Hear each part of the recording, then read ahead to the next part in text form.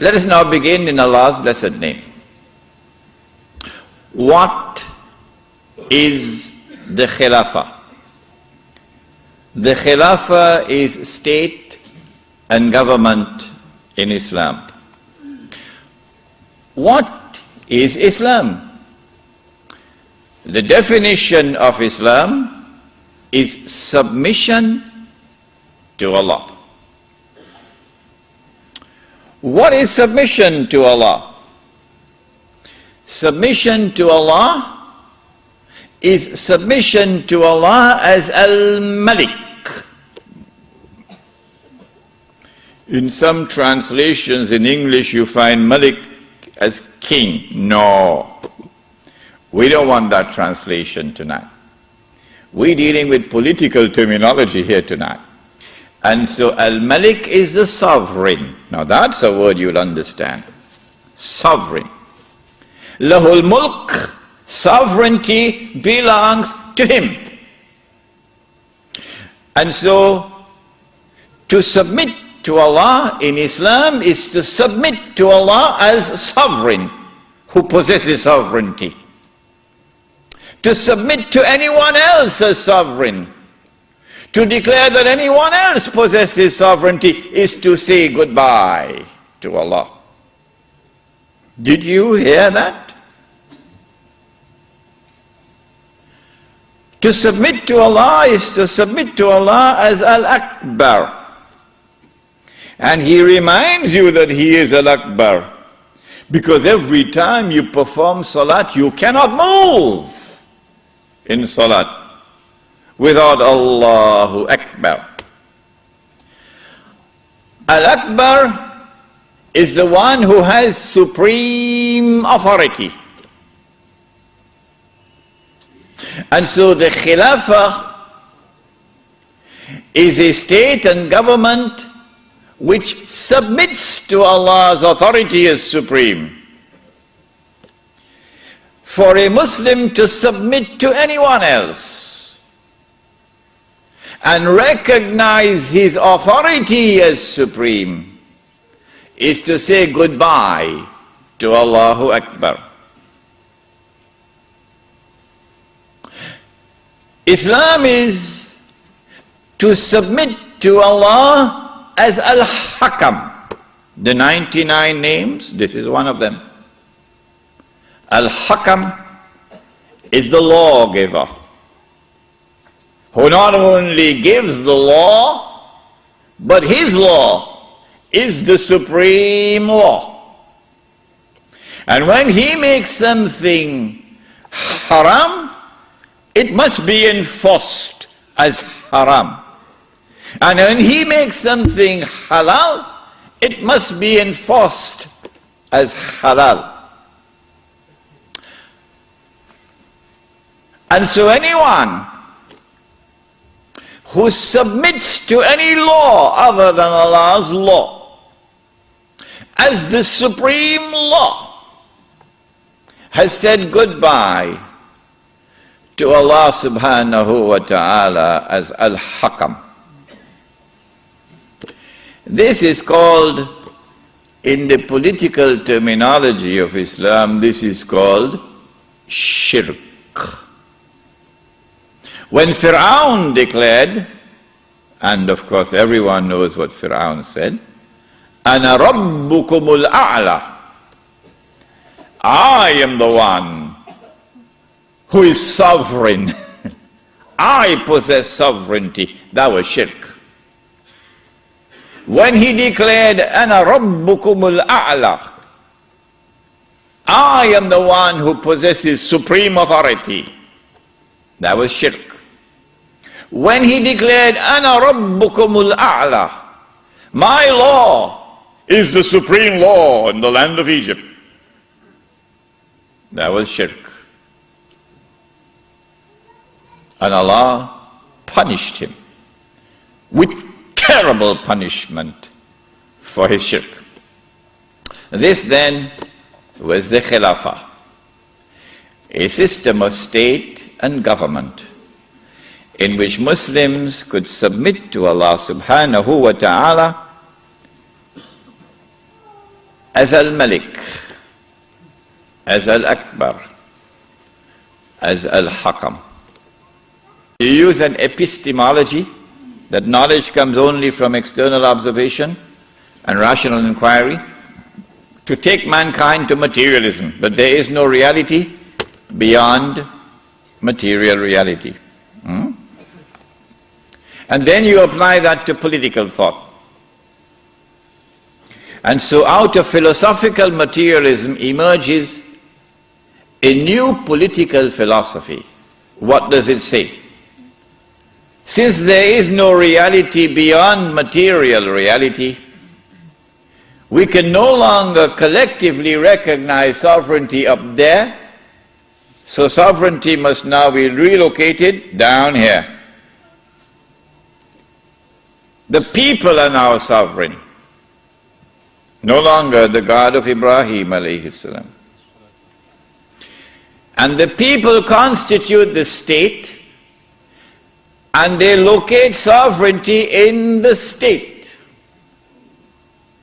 So the state is now sovereign. This is a European creation. It didn't come out of the world of Islam. Oh no. Not only is the state sovereign, but the authority of the state is supreme. And it is the state which now makes law. And the law of the state is the highest law, the supreme law. But more than that, the God of Abraham alayhi salam could make something haram. But we, the state, can change that and make it halal, meaning legalize it. If I am wrong, get up and correct me. Get up and correct me. We can change it and make it halal, meaning legalize it. And that is what Europe proceeded to do. Everything that Allah had made haram, they made it halal. There's nothing left now. When they declared that sovereignty belonged to them, not to Allah, that was shirk. It was shirk for Fir'aun, it is shirk for them. When they declared that the authority of the state is supreme, that was shirk. When they declared that the law of the secular state is the highest law, that was shirk. And when they declared halal what Allah made haram, meaning when they legalized what Allah made haram, that was shirk. Surah At-Tawbah of the Quran, بعد أعوذ بالله من الشيطان الرجيم اتخذوا أحبارهم ورهبانهم أربابا من دون الله. They took their priests and their rabbis as arbab, lords and gods beside Allah. وَالْمَسِيحَ ابْنَ مَرْيَمَ, and they did the same thing with the Messiah, the son of Mary. وَمَا أُمِرُوا إِلَّا يَعْبُدُوا إِلَهًا وَاحِدًا, but they had not been commanded other than to worship one God. لَا إِلَهَ إِلَّا هُ, there is no God beside him. Subhanahu, glory be to him. Amma yushrikun. Far removed is he from this act of shirk, taking your priests and your rabbis as gods and lords beside Allah. Shirk, says Allah. A man came to the Prophet ﷺ and said, O Messenger of Allah, but the Christians do not worship their priests, and the Jews do not worship their rabbis. How could Allah say so? To which the Prophet ﷺ replied, and he said, did they not make halal what Allah had made haram? That is their shirk. My question tonight, Lakemba, is this. If the priest and the rabbi make halal what Allah made haram, and that is shirk, then if the government does the same thing, would it not be shirk? Now embraced, the entire world of Islam is now embraced by the modern secular state. Now let me say to you before I leave Australia, any Muslim, whenever I talk on two subjects, a lot of people now begin to behave strangely towards me. But while it pains my heart, it will not change me, because I do not teach Islam to please people. I try to do it to please my Lord. When I talk on the subject of riba, some people begin to hate me. Yeah, it doesn't matter. When I talk on this subject also. When a Muslim pledges his allegiance to the modern secular state and to its constitution, which declares that Allah is no longer Al-Malik, no longer Al-Akbar, no longer Al-Hakam. The state is now Al-Malik, Al-Akbar and Al-Hakam. And the state can make halal what Allah made haram. When a Muslim pledges his allegiance, and you've got to do that to get citizenship. Oh yeah, can't get a US passport without pledging allegiance.